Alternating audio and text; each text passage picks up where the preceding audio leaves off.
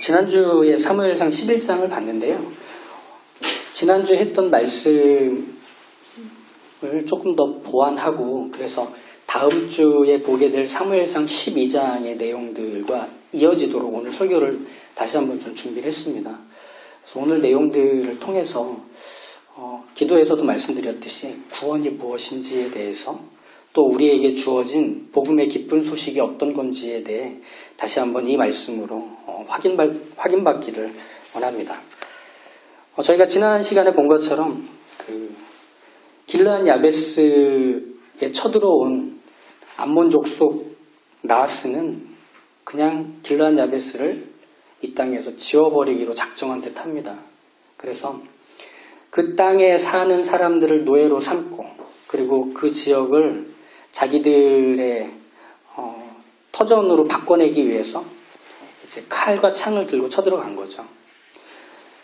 이에 대해서 길르앗 야베스 사람들은 일주일의 말미를 달라고 간절히 구한 후에 사울이 사는 기브아로 갑니다. 그래서 자기들이 처한 현실을 알죠. 그것에 대해서 사울은 왕으로서 이 전쟁에 참전하기로 합니다. 그래서 이스라엘 사람들에게 다 모이라. 그러자 여호와의 두려움, 즉 이 전쟁은 하나님께 속하였다라는 어떤 긴장과 두려움, 그리고 하나님께서 이 전쟁에 우리를 부르셨다라고 하는 엄숙함 속에서 이스라엘 백성들은 다 사울 앞에 모입니다. 33만 명이었죠. 그래서 이들을 세 부대로 나눠서 이제 암몬 족속을 치러 들어갑니다. 새벽에 들어간 전투는 해가 지기 전에 거의 끝나버립니다. 완벽한 전쟁의 승리를 이룬 사울은 이제 이스라엘의 왕으로서 이스라엘 백성들에게 확실한 인정을 받게 되죠. 이게 이 전쟁으로 일어난 결과였습니다. 이스라엘 사람들은 본 거예요. 사울이 이스라엘의 왕이 되기에는 부족함이 없구나. 그가 비록 베냐민 사람, 이스라엘에서 변방에 있었던 사람이라 해도 그가 보여준 지금의 용맹함, 리더십을 보니 우리의 왕으로는 충분하다. 은성 연설이 앞에 보고 저를 좀 봐주세요. 매일 보지만 길르앗 야베스와 한 집안이었던 베냐민 지파의 이 사람이 자기의 가족들을 향해 그렇게 목숨을 걸었던 저 모습은 이제 우리를 가족으로 백성으로 여기는 왕이 되었다면 똑같이 보여주겠구나 하는 신뢰까지 생긴 겁니다. 그래서 이 전쟁을 통해 이스라엘은 사울을 왕으로 인정하게 되고 사울 자신도 이스라엘을 지켜야 하는 왕으로서의 자기인식을 분명하게 갖게 됩니다. 그런데 우리가 여기서 주목해야 하는 점은 전쟁이 승리하였다가 아닙니다. 또 사울이 이스라엘이 기대했던 왕이며 리더라는 것도 우리가 확인해야 될 주목할 만한 점은 아닙니다. 그건 다 부차적인 겁니다. 심지어는 하나님의 신이 임하여 사울이 전쟁에 힘있게 참전했다라는 것도 우리가 주목해야 될 중요한 사실은 아닙니다. 지난 시간에 우리가 주목해야 되는 사실이 뭐라고 말씀드렸죠? 11장 5절에 나오는 마침이었습니다. 이건 사무엘상 9장 14절에서도 나왔던 마침이죠. 사울이 산당에서 내려오는 사무엘을 만나던 그 마침. 이건 사울이 길르앗 야베스 사람들을 만나고 나서 전쟁에 참전해야겠다는 마음이 들 때 그들 곁을 지나가던 그 마침과 같은 거였습니다. 성경에서 이 마침이라고 이런 표현을 사용할 때는 주로 언제냐 하면 그 사람 또는 그 사건이 적절하고 딱 맞게 일어났을 때 사용하는 표현입니다. 특별히 이 마침은 하나님의 일하심의 성격을 드러낼 때 사용합니다. 그래서 사무엘상에서 마침이라는 것은 하나님께서 모든 일과 모든 사람을 그때 그 자리에 두셔서 그 일이 하나님의 뜻 가운데서 일어나게 하는 걸 마침이라고 표현하는 겁니다. 그래서 사울과 사무엘이 만나던 때, 사울과 길르앗 야베스 사람들이 만나던 때 하나님은 거기서 하나님의 뜻을 이루고 계셨다. 이걸 마침이라고 표현하는 겁니다.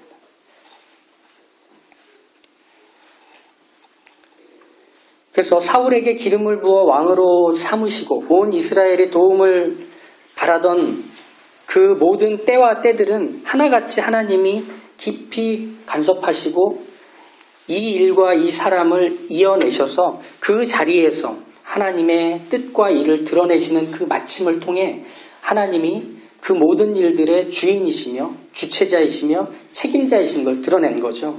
그래서 하나님의 일하심을 표현할 때는 이 마침이란 단어는 상당히 의미가 있는 겁니다. 그래서 이 마침은 하나님의 일하심과 관련해서 가장 중요한 단어입니다. 특별히 마침이라는 표현은 구원에 대한 소개를 할 때 좋은 표현이 됩니다. 그래서 마침과 구원은 서로가 관련이 있습니다. 근데 이건 뭐 세상에서도 우리가 일상에서 쓰는 표현이잖아요. 마침. 하지만 하나님이 빠져있는 마침은 사실은 구원과는 상관없는 표현입니다. 우리가 야 마침 그게 그렇게 됐더라고 라고 하는 표현에서는 운이 좋았더라든지 아니면 우연의 일치로 이 마침을 사용하곤 합니다. 그런데 우리가 보통 쓰는 운 혹은 우연이라는 것과 마침이라는 것은 사실 다른 의미입니다. 울고 싶은데 딱이 맞았다. 이게 이제 주로 쓰는 표현인데 반해 마침은 그렇게 사용되지 않습니다. 성경에서. 우선 우연이라는 걸 한번 먼저 설명을 하고 그 다음에 마침에 대한 소개를 이어가 보도록 하죠. 우린 이렇게 써요. 야, 우연히 그 사람을 만난 거야. 내가 그거 하다가 운 좋게 그 일이 된 거야.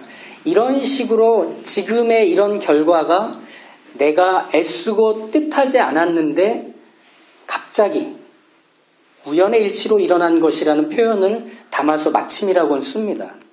하지만 이건 저는 우연이라고 표현하고 싶습니다. 우연은 마침과는 다르게 대상이 불분명해요. 그리고 연속성이 없어요. 그냥 일어날 수도 있고 안 일어날 수도 있어서 우연이라고 표현하는 겁니다.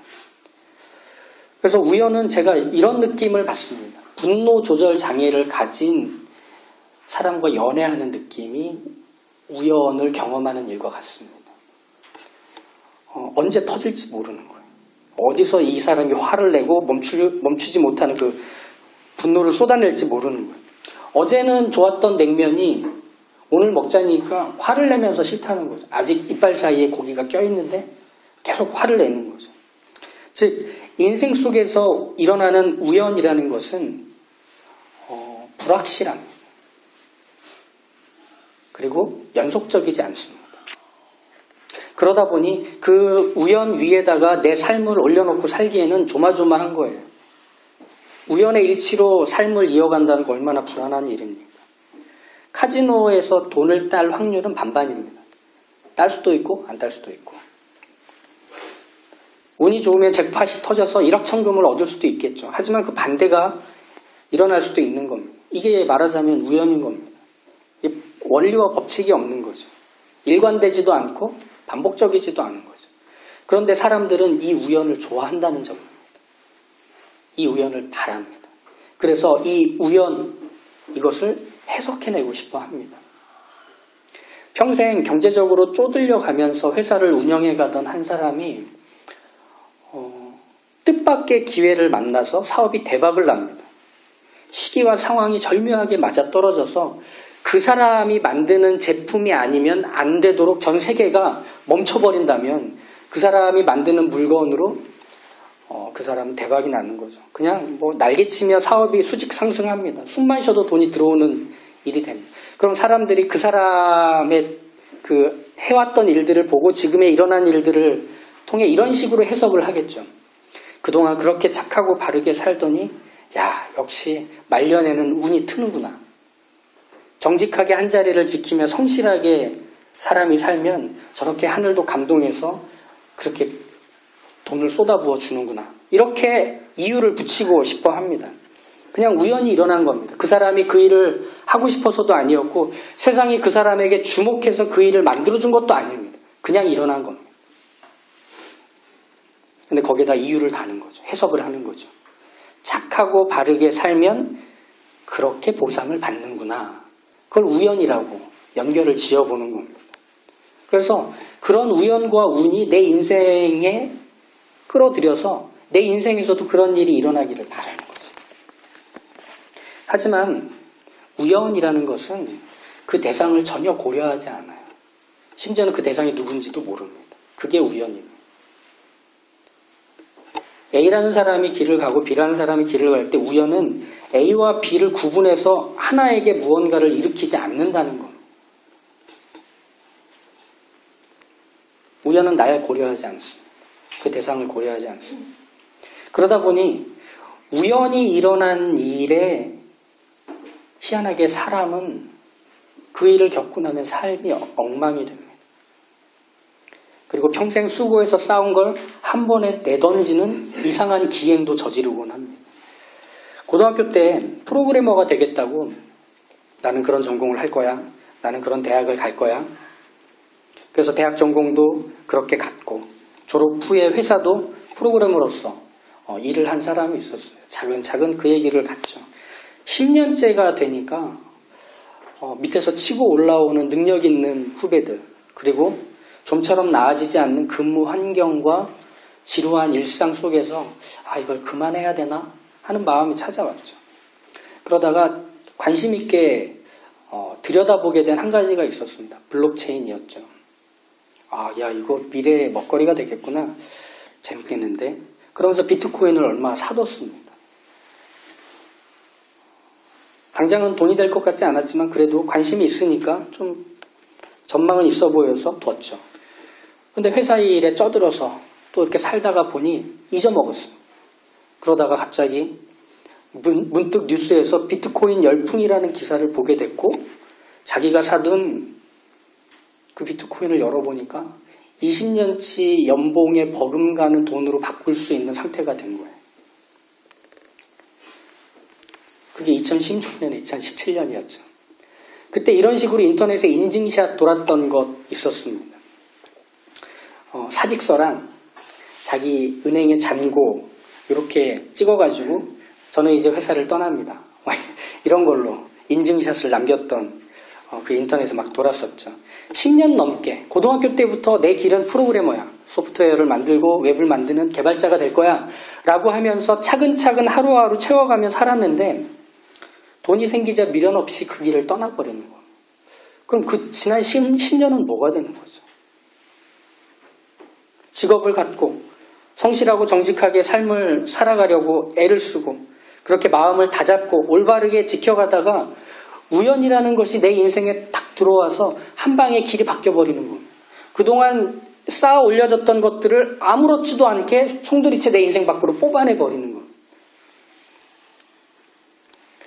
이런 우연이 내 인생을 송두리째 바꾸고 좌지우지하게 두어야 할까요? 성질이 욱하는 분노 조절 장애를 갖고 있는 애인과 지내면서 어떻게 그런 사람이랑 사겨? 그래도 마음은 따뜻해. 이러면서 매일 맞으면서 사는 게 좋은 삶이냐 이거죠. 그게 사랑이냐 이거죠. 사람은 이 우연의 호감을 포기하지 않습니다. 내 인생을 한번 뒤집어줄 반전이라고 생각을 하기 때문이죠. 로또만 대봐. 그러면 이따위 회사는 내가 때려치우고 나가버린다. 이런 생각으로 회사를 다니고 있다면 그 현실 자체가 지옥인 겁니다. 그러면 내 인생의 동아줄은 로또가 되는 거고 우연이 되는 거고 운이 되는 겁니다. 그러니 정직과 성실로 진실함과 남들을 향한 친절과 배려로 내 삶을 가꾸고 인격을 다듬고 내가 해야 될 일들을 묵묵하게 해나가는 삶이 아름답다고 생각할 수 있을까 하는 거죠. 그러지 않을 거려. 이처럼 우연을 바랄 때 사람은 망가지게 돼 있습니다. 살아야 하는 의미를 잃어버리게 만들기 때문이죠. 그거 한 방이 내 인생을 탁 날려버린다면 그 한 방이 언제 올지만을 바라지 오늘 하루에 최선을 다하지는 않을 것이기 때문에 오늘 하루의 의미를 담지는 않을 것이기 때문에 내가 하는 일이 어떤 뜻과 의미와 가치를 갖는지 고민하지 않을 것이기 때문에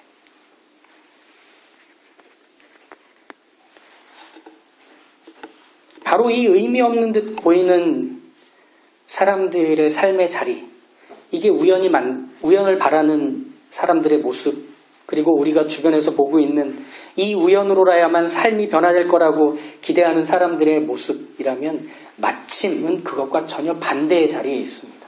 어떤 면에서 반대의 자리에 있느냐면 의미를 만들어낸다는 면에서 반대의 자리에 있습니다. 사울이 마침 산당에서 내려오는 사무엘을 만났을 때 길르앗 야베스 사람들이 울고 있는 자리에 일을 끝내고 돌아가던 사울이 그들의 울음소리를 마침 듣게 되었을 때 그때 무슨 일이 일어났을까요? 거기서 사울은 의미를 갖게 됐습니다. 사울이 왜 기름 부음을 받았는지, 왜 왕이 되었는지, 왜 하나님이 그를 불러세워 그 일을 하게 하셨는지에 대한 의미가 그 자리에서 분명해지는 겁니다. 이렇게 한번 생각해 볼까요? 산당에서 내려오는 사무엘을 마침 만난 사람이 사울이 아니었다면, 길르앗 야베스 사람들의 우는 소리를 마침 지나가다가 들은 사람이 사울이 아니었다면, 그러면 사무엘도 길르앗 야베스 사람들도 그저 일상에서의 반복을 하고 있었을 뿐일 겁니다.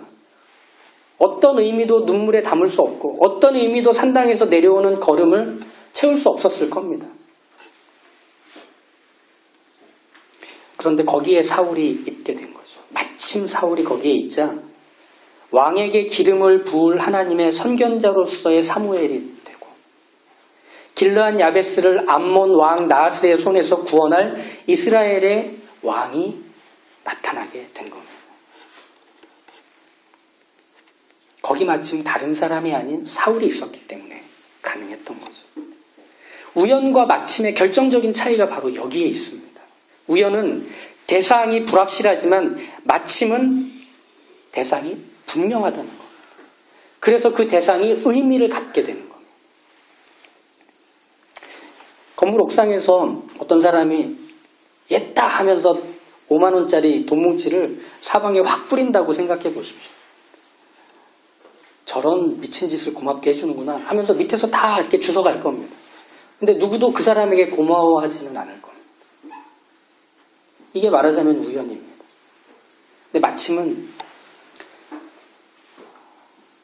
손을 잡아주고 괜찮아, 금방 좋아질 거야 라며 가방에서 돈 봉투를 꺼내서 그에게 건네주며 힘을 내라고 한마디 더 눈빛으로 보내주는 병실에서의 풍경과 같습니다. 그 대상에게 분명히 그 마음을 담아주는 거죠. 아무리 몸부림치고 힘을 써서 노력을 해도 되지 않는 일이 있을 때 우리는 우연을 바라고 운을 원합니다. 그런데 우연은 우리에게 관심이 없습니다. 운은 우리와 친구가 아닙니다. 하지만 마침은 그 대상을 향한 지속적이고 한결같은 수고입니다. 마침 그 일이 일어났다라는 것은 그 마침이 되기 위해서 많은 것들이 준비되어 이전부터 착착착 달려온 겁니다. 그래서 그 사람 앞에서 그것이 일어난 것을 마침이라고 하는 겁니다. 하나님이 사울을 왕으로 삼으셨을 때 이제 사울에게는 그 어떤 일도 의미 없이 일어나는 일이 없도록 하나님께서는 일하실 것이었기 때문입니다. 무엇보다 사울이 왕으로 일할 때 이스라엘은 이스라엘을 위하시는 하나님의 손이 사울이 되었다는 것을 끊임없이 보게 될 것이었습니다. 왜? 하나님은 사울을 통해 일하시기 때문인 거죠. 그래서 하나님은 사울을 세울 때 이렇게 사무엘에게 얘기하세요. 하나님의 나라 이스라엘을 블레셋 사람의 손에서 구원할 하나님의 백성의 지도자를 사울로 세우라 이렇게 얘기하죠. 그러면 이제 그는 하나님의 손이 되어 이스라엘을 구원하는 자리에 그의 삶이 펼쳐지게 될 겁니다.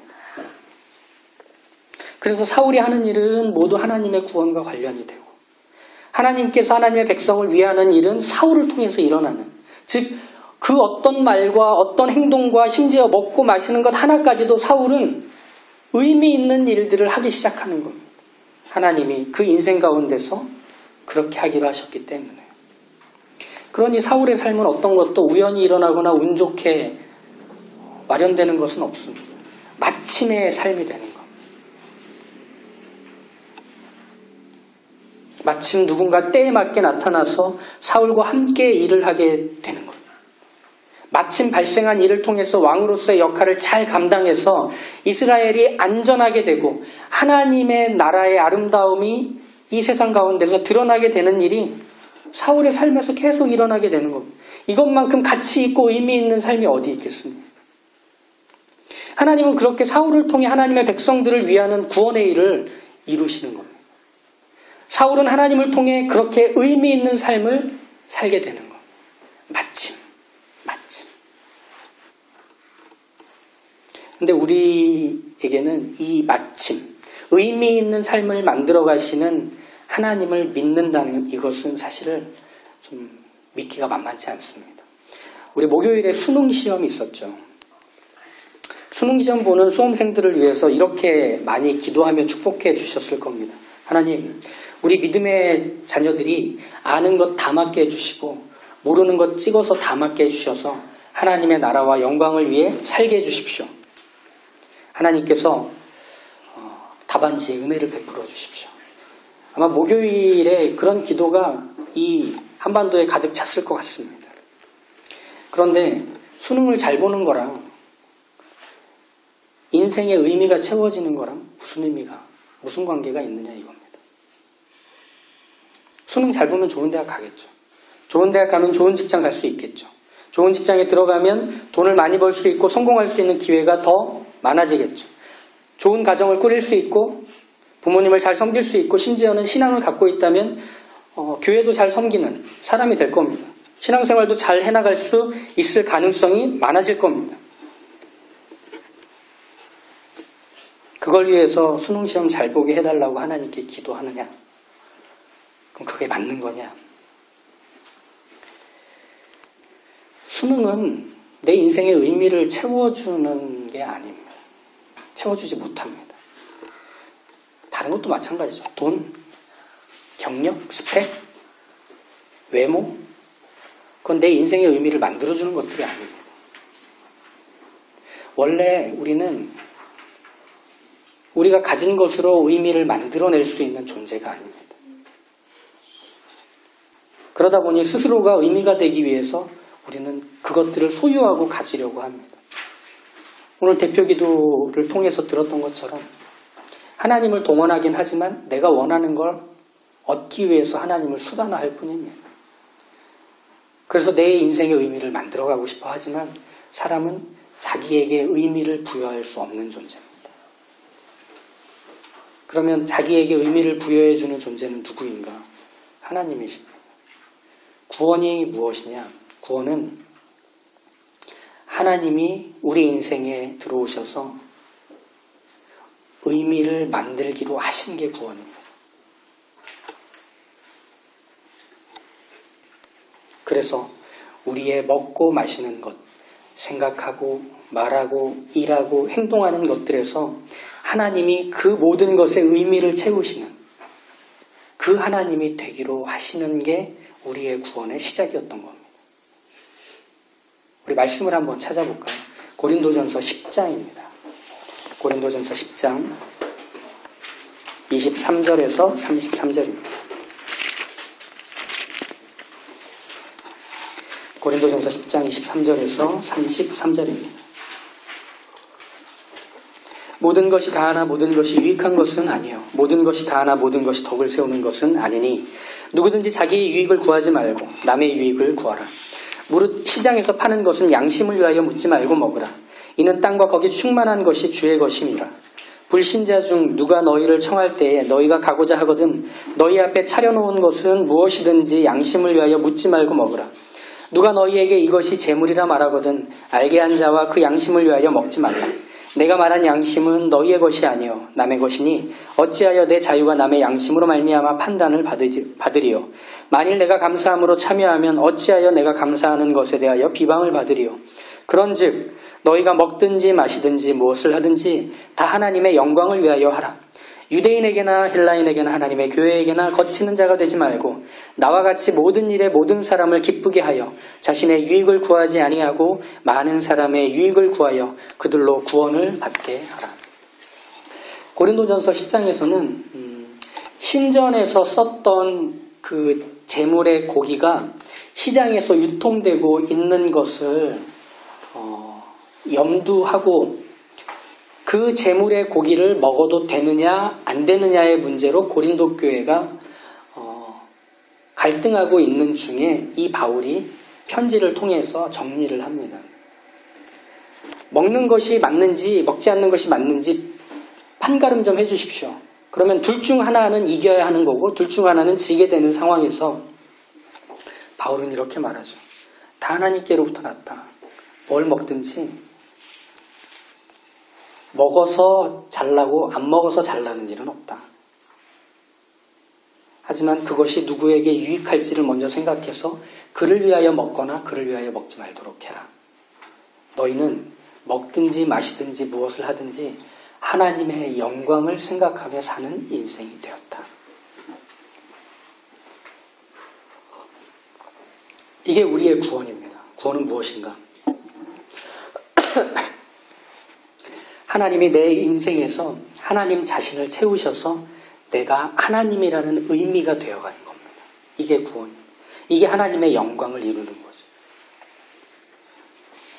우리의 삶의 모든 자리에서는 내가 어떤 사람이 되었는지를 증명하는 것, 자랑하는 것이 아니라 하나님의 하나님다우심이 나의 말과 나의 행동과 나의 표정과 나의 일하는 것에서 나타나기를 기대하고 바라며 사는 것, 이게 우리의 변화된 구원의 삶의 모습입니다. 하나님이 누구신가를 드러내는 것. 그러니 내 인생은 이제 하나님으로서만 의미가 채워지는 겁니다. 그 31절에 선언하듯이 그런즉 너희가 먹든지 마시든지 무엇을 하든지 다 하나님의 영광을 위하여 하라. 웨스트민스터 소유리 문답 1문답에서 나온 그것을 기억하시면 됩니다. 사람의 유일한 존재의 목적은 무엇이냐? 하나님을 영화롭게 하고 영원토록 그분을 즐거워하는 것. 우리로 살지만 하나님으로 채워져 사는 인생이라야만 인생은 의미가 있다. 이렇게 말하고 있는 거죠. 믿음은 그것입니다. 바로 이 하나님께서 지금 여전히 내 인생에서 의미를 채우시고 그리고 내 인생에서 하나님 자신을 담으시는 걸 믿는 것, 이것이 믿음입니다. 그리고 그렇게 살기로 한 것이 신앙생활입니다. 이게 오늘 우리가 봐야 하는 마침에 담겨져 있는 우리의 구원과 관련된 설명입니다. 그러니 구원받은 삶이라는 것은 마냥 행복한 꽃길만을 걷는 것은 아닐 수 있습니다. 내가 어떤 사람인지를 증명하고 드러내고 거기서 나란 사람이라는 것을 밝혀서 내가 만족하는 것이 우리의 구원이 아니라는 뜻입니다. 하나님이 우리를 채우시고 하나님이 우리의 삶에서 사람과 사건들을 동원해서 하나님이 누구신지를 우리를 통해 드러내시는 것. 이게 우리의 구원받은 삶의 모습. 우리의 인생이 의미를 갖기 시작하는 현장인 겁니다. 그렇다면 내가 말하고 행동하는 게 과연 하나님의 영광을 위에 드러나는 것인지 또 의미를 채우시는 하나님을 믿고 산다는 것이란 과연 무엇인지 우리는 어떻게 알 수 있을까요? 그게 33절에 나오고 있는 설명입니다. 나와 같이 모든 일에 모든 사람을 기쁘게 하여 자신의 유익을 구하지 아니하고 많은 사람의 유익을 구하여 그들로 구원을 받게 하라. 우리의 삶의 의미는 그것이랍니다. 그들로 구원을 받게 하는 겁니다. 사울의 삶이 의미 있는 이유는 이스라엘을 구원할 수 있기 때문입니다. 우리의 삶이 의미 있는 이유는 하나님이 하시는 구원이 우리를 통해 세상 앞에 드러나고 어렵고 곤란한 인생들 앞에 소개될 수 있기 때문입니다. 바로 사람을 구원받게 하는 삶이 이제 우리 인생에서 시작되었다는 거죠. 이게 바로 33절에 나오는 그들로 구원받게 하는 삶, 하나님의 영광이 드러나고 인생의 의미를 찾게 되는 삶, 이것입니다. 이것에 우리가 부름을 받았습니다. 우리가 다음 주에 사무엘의 고별 설교를 볼 겁니다. 거기서 우리는 구체적으로 바로 이 부분을 볼 겁니다. 구원을 받게 하는 인생을 살아간다는 것은 무엇이냐. 그리고 그 인생을 살아간다는 것이 우리에게 얼마나 명예롭고 영광된 일이며 그 일에 부름받은 것만으로도 우리의 삶은 가치와 의미를 영원에 잇대어 살게 될 수 있는가. 이것을 우리가 다음 주를 통해서 오늘의 말씀과 이어서 더 보도록 하겠습니다. 그러니 기대하고 기억하십시오. 여러분이 주중에 만나게 되는 어떤 사람, 여러분이 주중에 겪게 되는 어떤 일과 사건들 속에서 우리는 그 사람을 살리고 그 지역을 살리고 그 현장을 새롭게 만드는 그들을 구원하는 인생으로 부름받았다는 걸 경험하시게 될 겁니다. 우리의 삶에서 찾아온 마침과 마침 속에서 그 사람 되도록 하십시오. 그 생명을 이루는 인생, 그 생명이 끊어지지 않고 계속적으로 흘러가는 그 통로가 되도록 하나님은 여러분을 구원하셨고 여러분을 그 자리에 세워두셨습니다. 그러니 이 의미 있는 삶에 부름받은 자처럼 당당하게 허리를 펴시고 우리의 삶의 자리를 살아갈 수 있게 되기를 간절히 축복합니다. 기도하겠습니다.